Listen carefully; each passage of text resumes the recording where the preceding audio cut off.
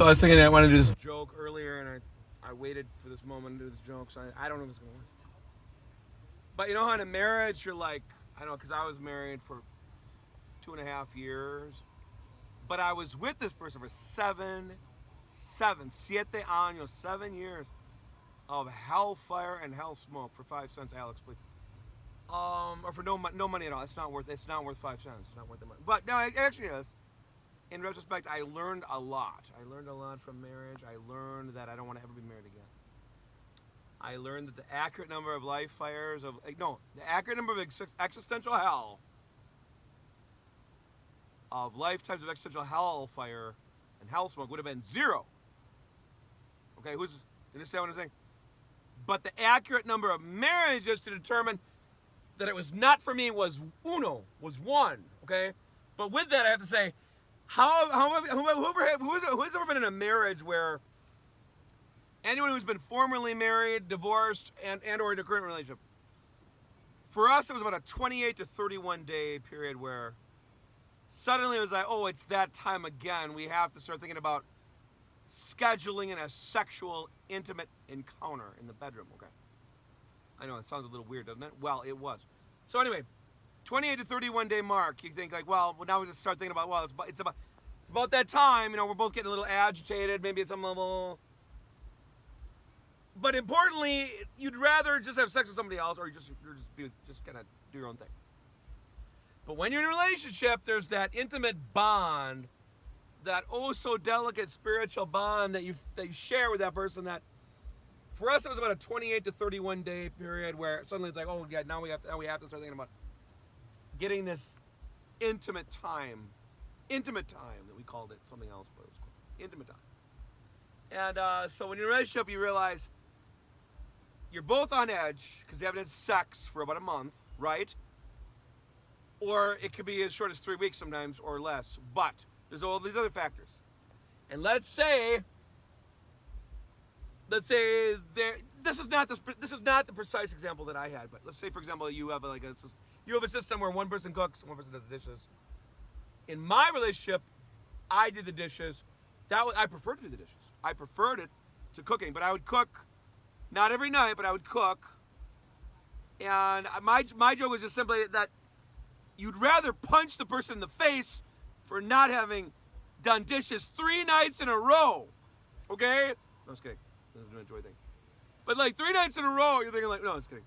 But 3 nights in a row, you cooked, let's say you cooked 2 or 3 nights, let's say you cooked 3 nights in a row, which for me would have been a record. But let's say they were supposed to clear the dishes and do the dishes, which they never did. This person never did. But if you're in a relationship where that goes on, where they're supposed to do it, my whole idea here is you'd rather punch them in the face and go have sex with somebody else. But because you're in a relationship that's considered monogamous, if you're in a relationship like a marriage, or it's a monogamous relationship, let's say it's an agreement that either you have a marriage paper or you don't. But let's say that you'd rather punch the person in the face for all the abuse you put up with for the past 28 to 31 days, in my precise example.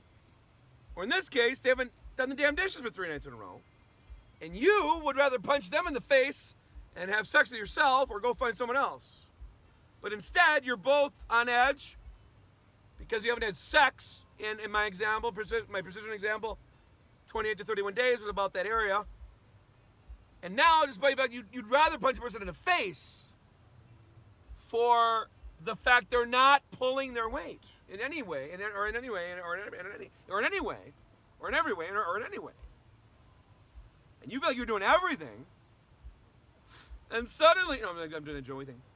He's not my friend, but I wish he was. I wish he was my friend. This Joey comediante guy. But let's say it's been the 28 to 31 days, right? You're getting a little bit like, whoa, we have to schedule sex or like get it done. We have to get it done. We have to get it on in the bedroom, But you want to punch a person in the face because it's been 3 nights and they were supposed to do the dishes and they haven't done any dishes at all. And you cooked 3 nights in a row despite the fact that you told this person you hate to cook. Before you got in the relationship, you said, I hate cooking. I do not want to be the chef in chief, the chef in charge. I do not want to be the Charles in charge or the chef in chief or the chef hour. I don't want to be the chef in this household.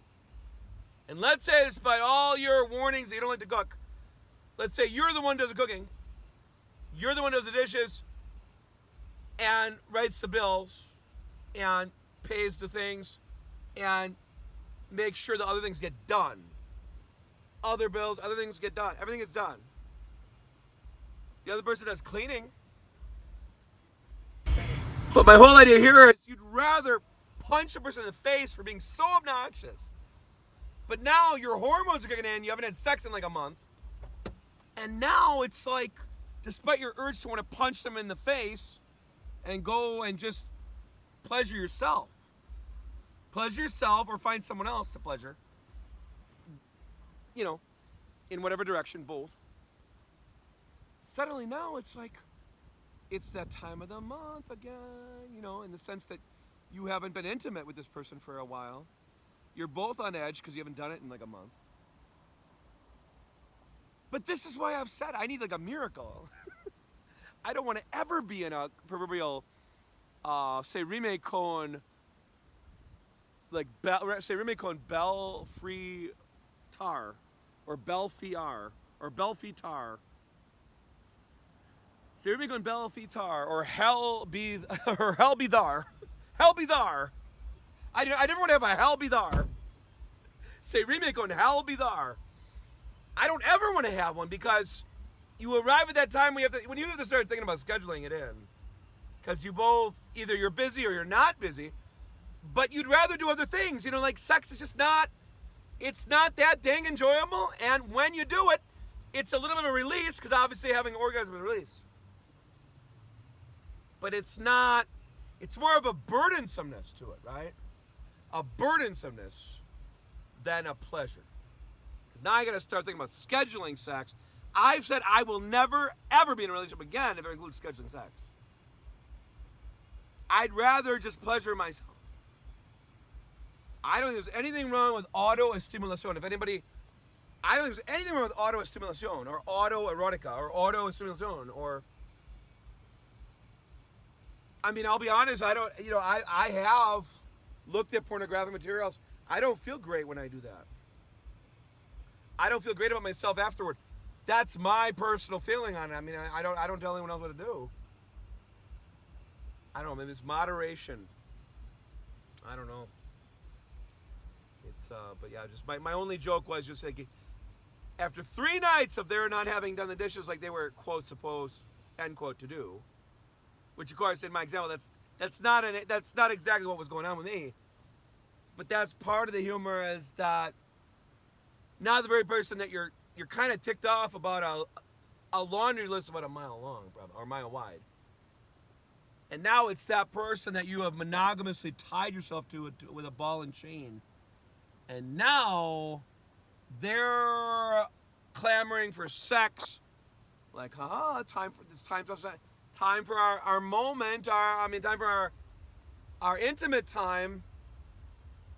And you're like, well, I'd rather punch you in the face, but if we have to have intimate time, all right. That's all. That's my only joke. Have a good night. Buenas noches, everybody. Have a good night.